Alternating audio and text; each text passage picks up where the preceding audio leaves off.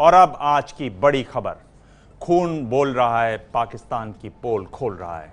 पाकिस्तान के प्रधानमंत्री नवाज शरीफ की पोल खून के उन धब्बों ने खोल दी है जो पाकिस्तानी सेना के उस जवान के हैं जिसने सोमवार को 2 भारतीय जवानों के सिर काटे, उनके शवों के साथ बर्बरता की।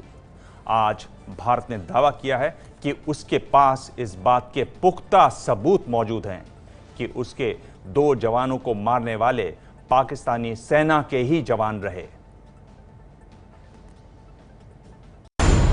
जवानों से बर्बरता पर भारत के पास पुख्ता सबूत।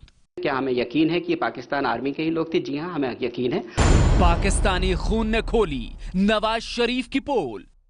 हमारे सिपाहियों के हैं खून के नमूने उनसे, और जो खून की जो निशानदेही है, जो निशानी वहां पे जमीन पर है, उससे ये पता चलता है कि जो पाकिस्तान से आए थे वो। विदेश मंत्रालय के द्वारा दी गई जानकारियों ने पाकिस्तान के हर एक झूठ को बेनकाब कर दिया है। कृष्णा घाटी सेक्टर में 2 जवानों की हत्या और उनके शवों के साथ बर्बरता पर पाकिस्तान के खिलाफ भारत के पास 2 बड़े सबूत हैं।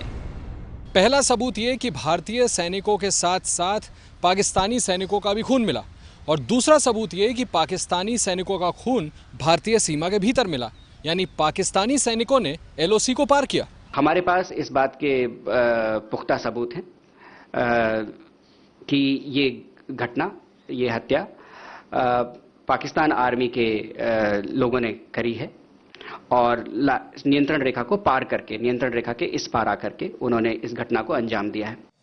अब यहां पर सवाल ये उठता है कि इस बात की पुष्टि कैसे की गई कि वहां पर भारतीय जवानों के अलावा जो दूसरा खून मिला है वो पाकिस्तानी जवानों का ही है।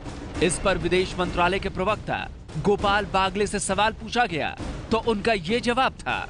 हम क्या इस बात से आश्वस्त हैं? क्या हमें यकीन है कि ये पाकिस्तान आर्मी के ही लोग थे? जी हां, हमें यकीन है, और इसीलिए हमने, क्योंकि भारत सरकार कोई भी बात बिना पुख्ता जानकारी के नहीं कहेगी। इसी पुख्ता जानकारी के आधार पर भारत के विदेश सचिव डॉक्टर एस जयशंकर ने पाकिस्तान के उच्चायुक्त अब्दुल बासित को तलब किया और बासित से सैनिकों के मारे जाने पर भारत का गुस्सा और नाराजगी जताई।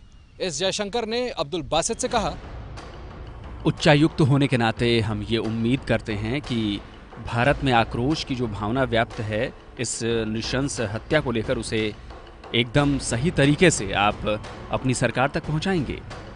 उच्चायुक्त साहब ने कहा कि पाकिस्तान की सेना ने इसमें कोई हिस्सा नहीं लिया इस घटना में, लेकिन वो हमने जो कुछ उनसे कहा है वो उसे अपनी सरकार तक पहुंचा देंगे। सूत्रों से मिल रही जानकारी के मुताबिक पाकिस्तान सरकार इन सारे आरोपों को गलत बता रही है। उल्टा आरोप लगाया है कि भारत सरकार कश्मीर से ध्यान हटाने और सरहद पर सैनिकों की संख्या को बढ़ाने के लिए ऐसा दावा कर रही है। ऐसी हरकतों के बाद पाकिस्तान की तरफ से अक्सर यही रटा रटाया जवाब आता है। हालांकि विदेश मंत्रालय के प्रवक्ता गोपाल बागले ने अपनी प्रेस कॉन्फ्रेंस में कृष्णा घाटी के रोजा नाला के बारे में चर्चा की। क्या है ये रोजा नाला, इस बारे में बताएंगे कृष्णा घाटी में मौजूद मेरे सहयोगी अजय बाचलू। जी आशीष, रोजा नाला कृष्णा घाटी में ही है।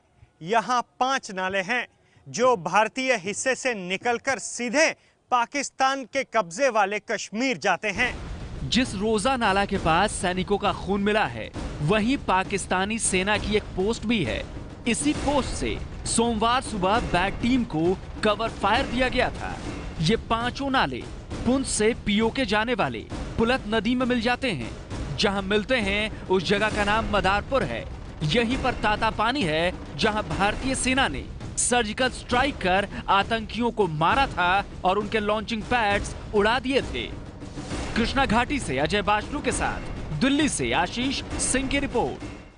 पाकिस्तान के साथ सीमा पर बढ़ते हुए तनाव को देखते हुए रक्षा मंत्री अरुण जेटली ने अपनी जापान यात्रा 1 दिन के लिए टाल दी है।